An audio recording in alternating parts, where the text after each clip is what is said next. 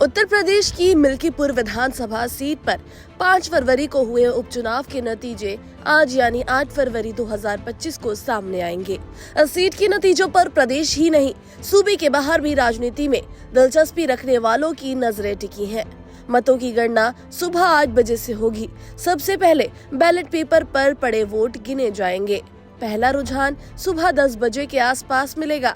इस उपचुनाव में भाजपा के चंद्रभानु पासवान और समाजवादी पार्टी के अजीत प्रसाद के बीच सीधी टक्कर बताई जा रही है। 2024 में हुए लोकसभा चुनाव में फैजाबाद लोकसभा सीट से जीतकर सपा से सांसद बनने के बाद अवधेश प्रसाद द्वारा मिल्कीपुर सीट से इस्तीफा देने के कारण खाली हुई सीट पर उपचुनाव के लिए 5 फरवरी को मतदान हुआ था।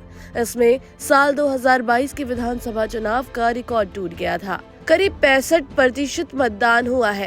क्षेत्रीय और जातीय समीकरणों के गणित और राजनीतिक दलों की राजनीति के चलते ये उपचुनाव काफी रोचक और इसलिए इसके नतीजों पर सबकी नजरें टिकी हुई हैं।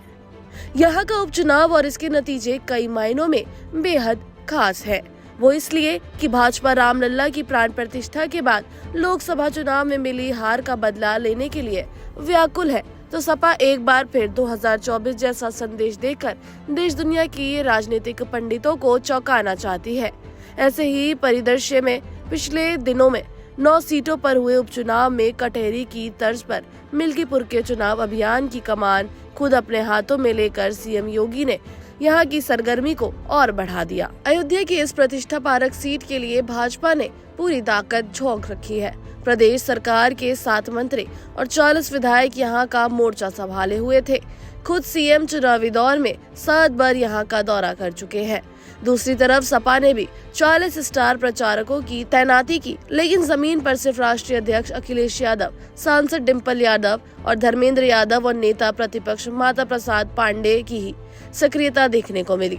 पूरे चुनाव प्रचार में भाजपा आक्रामक तो सपा साइलेंट मोड में दिखाई दी। इन सब के बीच अब फैसले की घड़ी आ गई है। वैसे तो दिल्ली के भी चुनाव नतीजे आज ही आएंगे, लेकिन वहां से कम उत्सुकता यहाँ के परिणाम को जानने के लिए नहीं होगी। इसके लिए बस अब कुछ घंटों का ही इंतजार करना है। इसके बाद सब कुछ सामने होगा। उत्तर प्रदेश की मिल्कीपुर विधानसभा सीट पर 5 फरवरी को हुए उपचुनाव के नतीजे आज यानी 8 फरवरी को घोषित होंगे। इस सीट पर सबकी निगाहें टिकी हुई है।